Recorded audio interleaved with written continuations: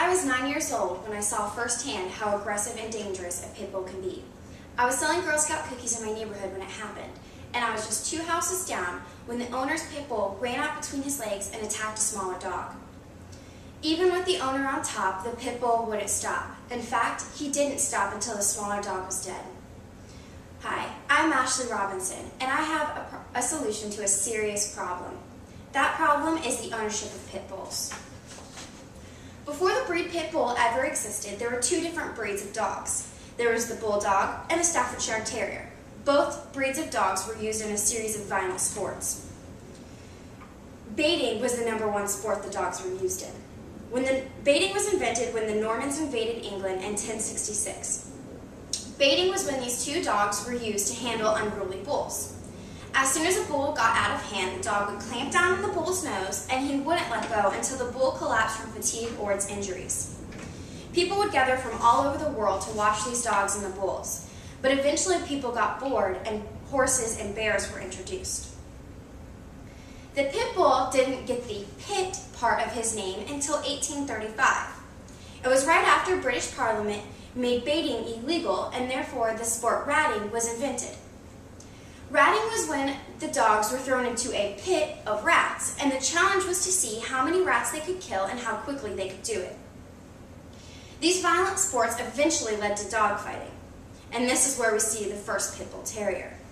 The goal was to create the ultimate breed of vicious dog, so they took the bulldog and they took the Staffordshire Terrier and they got the pit bull terrier. This muscular breed of dog was created specifically for combat with other dogs. They were bred with the desire to spill the blood of their opponents. These fighting dogs stayed on a very strict diet of blood and raw meat. Now, when the English immigrants moved to America, they brought these dogs with them, and with the dogs came dog fighting. Dog fighting remained very popular in America until the 19th century. And even with all this history under their belts, the pit bull was not recognized as a purebred dog. In 1884, the American Kennel Club was formed, which was to help recognize purebred dogs. The club sponsored events that tested each breed's performance and tasks in which the dogs were bred for. This was an immediate problem for the pit bulls because they were bred specifically for fighting. Now, the club was against endorsing dogs that had anything to do with fighting, but eventually, the pit bull lovers got their way in 1936. The pit bull, under the designation of the Staffordshire Terrier, was recognized as a purebred dog. The problem is the breed was never meant to be domesticated, and this is where the most controversy occurs. Many people argue that it's the owner's fault for any type of aggression that the dogs show. Some people even say that owners deliberately make their dogs vicious. We'll tell that to the family of Nicholas Fabish, who was only 12 years old when he was mauled by his 2 family pit bulls. The family said that these dogs had never shown any sign of aggression until their attack. One neighbor even said she trusted the dogs so much that she would kiss them on the forehead every time she saw them. The sad thing is there's millions of stories just like this one, where the pit bull just snaps, and it's completely unknown what makes them. There's a natural fear for this breed, and for good reason. Just in 2007, there were 436 deaths by dogs. 21% were pit bulls.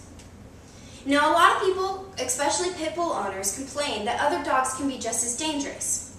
They claim the German Shepherd is just as vicious. Now, the German Shepherd's bite can exert 300 pounds of pressure per square inch. Can you guess how much a pit bull can? Maybe 2-3 times as much? Try 4. A pit bull's bite can exert 1,200 pounds of pressure per square inch. That's 200 pounds more than a tiger. Obviously, this makes them the most dangerous breed of dog. Now, what's the solution to such a problem? We need better laws. Take Canada, for example. In Canada, if you own a pit bull, your pit must have a muzzle and be on a leash at all times. Failure to obey this law will result in 6 months in jail and a $10,000 fine. Now, there are several states in America that it is illegal to own a pit bull, like Michigan. And there's even some insurance companies that will turn down or cancel a family's policy because there's a pit bull living under their roof. I believe that all bulldogs, Staffordshire Terriers, and pit bulls should be listed as exotic animals and therefore illegal.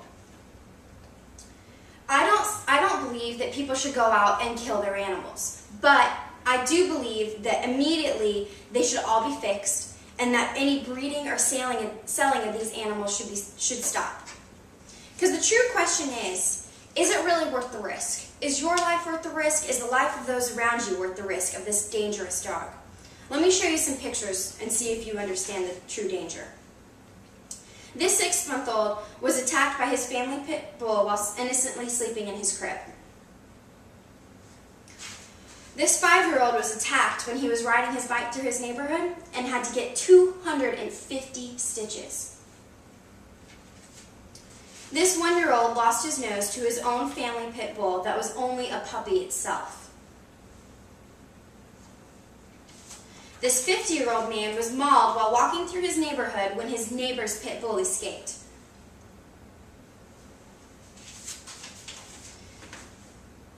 Now this 3-year-old Tony, 6-year-old Isis, and 5-year-old Pablo were all killed by their own pit bull. So I'll ask again, is it worth the risk? Is your life worth the risk? Thank you.